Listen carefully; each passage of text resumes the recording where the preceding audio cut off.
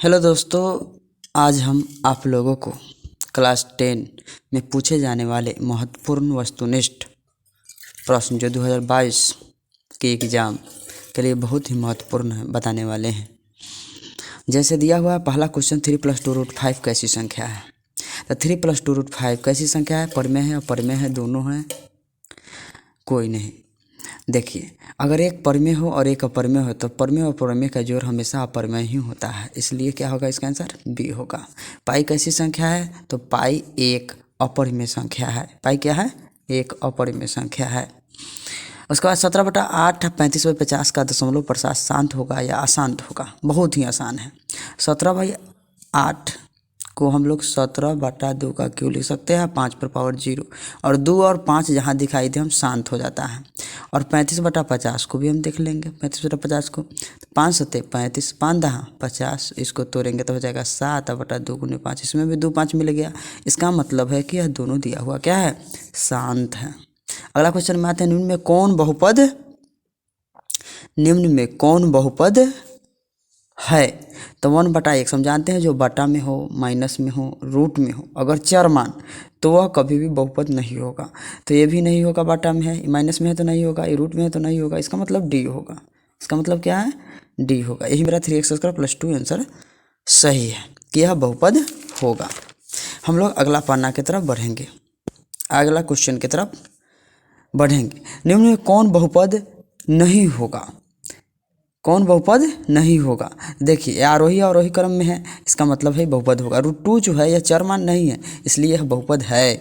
x² भी बहुपद है, जबकि x + 1/x बटा में है, इसलिए यह बहुपद नहीं है। बहुपद कौन नहीं है? डी नहीं है। अगला क्वेश्चन की ओर हम बढ़ेंगे। AP 3/2 1/2 -1/2 -3/2 डॉट डॉट का प्रथम पद ए तथा सारवंत डी ज्ञात करें। तो पहला सबसे पहले जो दिया गया रहता है टर्म में, वह क्या कहलाता है? प्रथम पद कहलाता है। प्रथम पद यानी ये से सूचित किया जाता है। तो बराबर कितना हो जाएगा? 3/2। और डी यानी कि अगले वाला में से अगला पद से पिछले पद को घटाया जाता है, जो आता है वही डी कहलाता है। तो 1/2 में से 3/2 घटाएंगे तो मेरा मान कितना आएगा? -1 आएगा। इसका मतलब है कि इसका ए आंसर सही होगा। प्रथम 10 सम संख्याओं का औसत या माध्य क्या होगा? तो प्रथम 10 का है, उसमें 1 जोड़ दिया जाता है, यानी 11 इसका आंसर होगा। अगर 20 का आता तो 21 हो जाता। बंटन 2 3 5 2 3 7 का बहुलक क्या होगा?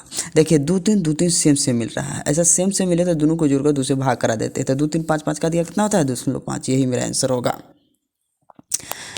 आगे है बंटन 3 5 7 6 9 15 19 का माध्यिका क्या होगा?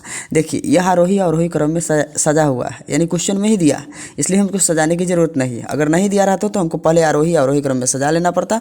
और अगर विषम अंक हो तो बीच वाला, और सम अंक हो तो 2 बीच वाला को जोड़कर 2 से भाग दे दिया जाता है। तो इसमें देखिए, 3 इधर से छाट देंगे, 3 इधर से छाट देंगे, यानी 6 जो बचा बीच में बचा, यही मेरा आंसर हो जाएगा, माध्यिका हो जाएगा। अगला है, निम्न में कौन प्रायिकता का मान नहीं हो सकता है? तो प्रायिकता का मान हमेशा 0 और 1 के बीच में होता है, बल्कि निगेटिव कभी नहीं हो सकता है। इसलिए 0.3 जो 0 से 1 के बीच में है, 0.5 5 6 30, 0.6 और माइनस वाला जो होगा यह कभी प्रायिकता नहीं हो सकता। हम लोग अगले क्वेश्चन की तरफ बढ़ेंगे। अगला क्वेश्चन 11 नंबर है कि PXY और Q 0 0 PXY से मूल बिंदु की दूरी क्या होगा? इसका फॉर्मूला है, PXY से मूल बिंदु की दूरी √x² + y²। मूल बिंदु से 3 4 की दूरी क्या होगा? तो 3 4 की दूरी √x² y², यानी 3 का वर्ग 4 का वर्ग। तो रूट में कराएंगे तो 9 16 25, और 25 का वर्ग क्या होता है? वर्गमूल क्या होता है? 5 होता है। -5 -6 में कोटि कौन है? पहले वाले को भुज कहा जाता है, बाद वाले को क्या कहा जाता है? कोटि कहा जाता है। हमको बाद कोटि पूछ रहा है, इसलिए -6 आंसर होगा। अगर भुज पूछता तो -5 हो जाता। P 3 4 तक Q 5 6 का मध्य बिंदु क्या होगा? मध्य बिंदु का मतलब है कि x1 + x2/2 y1 + y2/2। तो 3 5 क्या होगा? 8। 8 का दिया कितना होता है? 4। 4 6 10, 10 का दिया कितना होता है? 5। इसका मतलब 4 5 कौन वाला ऑप्शन है? ये वाला, यही सही हो जाएगा। अगला क्वेश्चन है 2 3 5 11 19 23 का परिसर या रेंज क्या होगा? परिसर या रेंज निकालना बहुत ही आसान है। सबसे बड़े वाले अंक के मान में सबसे छोटे वाले को घटा देते हैं, वही परिसर कहलाता है। तो 23 में से 2 गया क्या होगा? सबसे बड़ा क्या है? 23। सबसे छोटा क्या है? 2। 23 में से 2 गया क्या होगा? 21 होगा, यानी कि अब मेरा सही हो गया। दो समरूप त्रिभुज के भुजाओं का अनुपात 4:5 है तो क्षेत्रफलों का अनुपात, भुजा का अनुपात का वर्ग करा देते हैं तो क्षेत्रफल का अनुपात निकल जाता है। तो 4 चौका 16, 5 25, 16 अनुपात 25 किसमें, इसमें। दो समरूप त्रिभुज के क्षेत्रफलों का अनुपात 64:81 है तो भुजाओं का अनुपात क्या होगा। अगर क्षेत्रफल दिया हो, अब भुजा पूछ रहा हो, तो वर्गमूल निकाल देते हैं। तो 64 का वर्गमूल क्या होगा, 8, और 81 का क्या होगा, 9, यानी 8:9 आंसर हो गया। हम लोग अगला क्वेश्चन की तरफ बढ़ेंगे। अगला क्वेश्चन है, दो वृत्त के परिधियों का अनुपात 2:3 हो तो त्रिज्याओं का अनुपात क्या हो।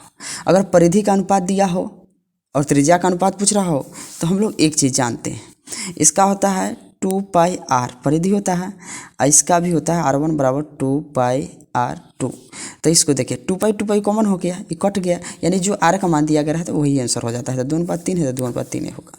3 सिक्का को उछालने पर कुछ संभावित घटना क्या होगा, तो 2 पर पावर जितना सिक्का होगा चढ़ा देते हैं। 3 को हरा है तो 3, तो 2 का क्यों क्या होता है, 8 होता है, तो 8 आंसर हो गया।